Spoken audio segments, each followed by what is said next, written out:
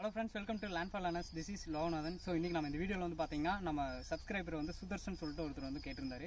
நாம இப்போ வந்து Splendor BS-6 வச்சிருக்கோம். ஸோ நாம வந்து அந்த இன்ஜெக்டர் எடுத்துட்டு நம்ம வந்து கார்பரேட்டர் வந்து ரிப்ளேஸ் பண்ணலாமா அப்படிங்கிற மாதிரி கேட்டிருந்தாரு. ஸோ அதை பற்றியும் ப்ளஸ் வந்து பார்த்துட்டிங்கன்னா நம்ம BS-6ல் வந்து பார்த்துட்டு என்னென்ன வந்து மெயின்டெனன்ஸ் இருக்குது, நம்ம வந்து அடிஷ்னலாக எதுவும் வந்து மெயின்டைன் பண்ணணுமா அப்படின்னு சொல்லி கேட்டிருந்தாரு. ஸோ இந்த ரெண்டு விஷயத்தை பற்றி இந்த வீடியோவில் டீட்டெயிலாக பார்க்கலாம். ஃபஸ்ட்டு வந்து பார்த்தீங்கன்னா நம்ம வந்து Splendor BS-6ல் வந்து நமக்கு இதுதான் கொடுத்துருக்காங்க, இன்ஜெக்டர் தான் கொடுத்துருக்காங்க. ஸோ நீங்கள் வந்து இன்ஜெக்டர் கொடுத்துருக்காங்க அப்படின்னா அதில் வந்து மாடிஃபிகேஷன் அப்படின்னு வரும்போது அதில் என்ன பண்ணியிருக்காங்க அப்படின்னா பழைய BS-4க்கும் BS-6க்கும் என்ன பண்ணியிருக்காங்க அப்படின்னா ஃபியூயல் டேங்க் இருக்கு இல்லையா, ஃபஸ்ட் வந்து ஃபியூயல் டேங்க் வந்து அந்த இன்ஜெக்டருக்கு வந்து நம்ம ஃபியூயல் பம்ப் செட் பண்ணுவாங்க. ஸோ அது செட் பண்ணுறதுக்கு அதை வந்து மாடிஃபிகேஷன் பண்ணியிருக்காங்க. ரெண்டாவது விஷயம் வந்து பார்த்துட்டிங்கன்னா நமக்கு வந்து இன்ஜெக்ஷன் சிஸ்டம், அதாவது ஏர் ஃபியூயல் ரேஷியோ வந்து மிக்சிங்க்கு வேண்டி அந்த இன்ஜெக்ஷன் சிஸ்டம் வந்து எலக்ட்ரானிக் கண்ட்ரோலில் கொண்டு வந்திருக்காங்க. அடுத்து வந்து பார்த்துட்டிங்கன்னா எக்ஸாஸ்ட்டில் வந்து இந்த 3-வே கேட்டலிட்டிக் கன்வெர்ட்டர் விட்டுருக்காங்க. அவ்வளோதான், வேறு எந்த சேஞ்சஸுமே பண்ணல. அடிஷ்னலாக கீழே வந்து சிலிண்டரில் வந்து 2 ஹோல்ஸ் கொடுத்துருக்காங்க. ஒன்று வந்து பார்த்துட்டிங்கன்னா ஆயில் டெம்பரேச்சர் சென்சாருக்கு, இன்னொன்று வந்து பார்த்துட்டிங்கன்னா ஆக்சிஜன் சென்சாருக்கு. இந்த ரெண்டுக்கு வேண்டி கொடுத்துருக்காங்க. வேறு எந்த ஒரு மாடிஃபிகேஷனுமே பண்ணல. இன்ஜினில் பொறுத்த வரைக்கும் வந்துட்டு பார்த்துட்டிங்கன்னா டெக்னிக்கலாக எந்த ஒரு மாடிஃபிகேஷன் பண்ணல. ஸோ அதுதான் நடந்திருக்கு.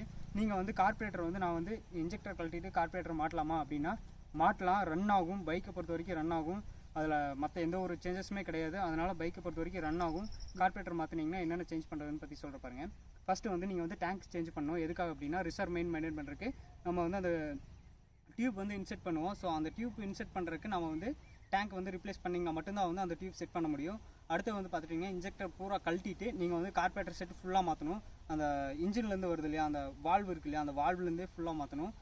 அடுத்து வந்து பார்த்திங்கன்னா இந்த மேக்ஸிமம் இந்த அளவுக்கு மாற்றினீங்க அப்படின்னாவே வந்து பார்த்துட்டிங்கன்னா இன்ஜின் வந்து நீங்கள் வந்து ரன் பண்ணலாம். ஸோ இது வந்து ரன் பண்ணிங்கன்னா இதுக்கப்புறம் என்ன ப்ராப்ளம் வரும் அப்படின்னா நீங்கள் உங்கள் பைக்கை ரெஜிஸ்டர் பண்ணுறது வந்து பார்த்துட்டிங்கன்னா BS-6க்கு தான் வந்து ரெஜிஸ்டர் பண்ணியிருப்பீங்க. எதுக்காக வந்து இப்போ வந்து நீங்கள் வந்து இந்த வருஷம் நீங்கள் ரெஜிஸ்டர் பண்ணியிருக்கீங்க அப்படின்னா அது வந்து BS-6. ஸோ அதில் வந்து எமிஷன் நார்ம்ஸ் வந்து ரொம்ப கம்மியாக வரும். நீங்கள் வந்து அந்த இன்ஜெக்டர் கழட்டிட்டு நீங்கள் வந்து கார்பரேட்டரை மாட்டி ஓட்டுறீங்க அப்படின்னா அதில் வந்து பொல்யூட்டன்ஸ் வந்து அதிகமாக வரும். 3-வே கேட்டலிட்டிக் கன்வெர்ட்டர் அப்படின்னாலும் வந்து பார்த்தீங்கன்னா அதில் வந்து பொல்யூட்டன்ஸ் அதிகமாக வரும். என்ன ரீசன் அப்படின்னா கார்பரேட்டருங்கிறது ஒரு மெக்கானிக்கல் டிவைஸு. ஸோ ஏரை வந்து அது வந்து கண்ட்ரோல் பண்ணாது. ஸோ இன்ஜெக்டர் அப்படிங்கிறது வந்து இன்ஜெக்டர் வந்து அந்த மாதிரி கிடையாது. நம்ம ஆல்ரெடி சொல்லியிருப்போம், ஆக்சிஜன் சென்சார் கொடுத்துருப்பாங்க. ஸோ அது வந்து ஏர் இன்லெட்டை வந்து அடிக்கடி அட்ஜஸ்ட் பண்ணிக்கும், பொல்யூஷனுக்கு தகுந்த மாதிரி அதான் அட்ஜஸ்ட் பண்ணிக்கும். ஸோ அந்த விஷயம் வந்து இதில் நடக்காது, கார்பரேட்டரில் நடக்காது. அப்படிங்கிற போது பார்த்தீங்கன்னா பொல்யூட்டன்ஸ் அதிகமாக இருக்கும்.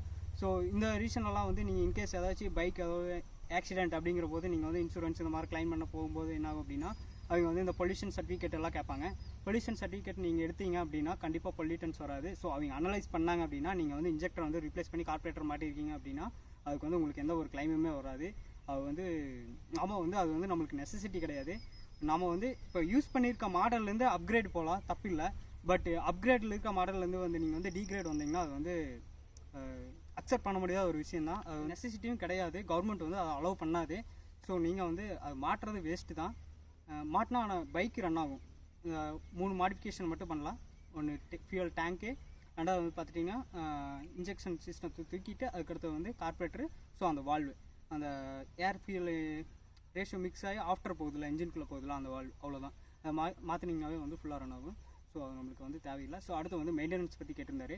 மெயின்டெனன்ஸ் அப்படின்னா நம்ம வந்து ஃபியூயல் இன்ஜெக்டர் அப்படிங்கிறனால மெயின்டெனன்ஸ் அதுக்கு தனியாக இருக்கா அப்படிங்கிறதெல்லாம் ஒன்றும் கிடையாது. நம்ம வந்து இதெல்லாம் எதுவுமே சென்சார் பொறுத்த வரைக்கும் நம்ம எந்த ஒரு மெயின்டெனன்ஸும் பண்ண தேவையில்லை. நம்ம நம்ம எப்பவும் போல் BS-4ல் வந்து யூஸ் பண்ணுற மாதிரி நம்ம செயின் லூப் யூஸ் பண்ணிவிட்டு நம்ம வந்து செயின் ஸ்ப்ராக்கெட் எல்லாம் பக்காவாக வச்சுட்டு அடுத்து வந்து இன்ஜின் ஆயில் வந்து அந்த மைலேஜுக்கு தகுந்த மாதிரி மாற்றிட்டு வச்சுட்டு இருந்தோம்னாவே போதும். வேறு எந்த ஒரு சேஞ்சஸ் பண்ண தேவையில்லை. மெயின்டெனன்ஸ் பொறுத்த வரைக்கும் பைக் அப்படின்னாவே வந்து ஜென்ரலாக இந்த 2 திங்ஸ் பண்ணிகிட்டு இருந்தீங்கன்னாவே வண்டி பொறுத்த வரைக்கும் நல்லாயிருக்கும். ஸோ அவ்வளோதான். உங்களுக்கு வேறு ஏதாவது டவுட் இருந்துச்சு அப்படின்னா நீங்கள் வந்து கமெண்ட் பாக்ஸில் கமெண்ட் பண்ணுங்கள். நான் வந்து அது வந்து எடுத்து அது வீடியோ போடுறேன். ஸோ தேங்க்யூ ஃபார் வாட்சிங். நீங்களும் நம்ம சேனலை சப்ஸ்கிரைப் பண்ணுங்கன்னா சப்ஸ்கிரைப் பண்ணி மறக்காம வந்து பெல் ஐகான் கிளிக் பண்ணி வச்சுக்கோங்க.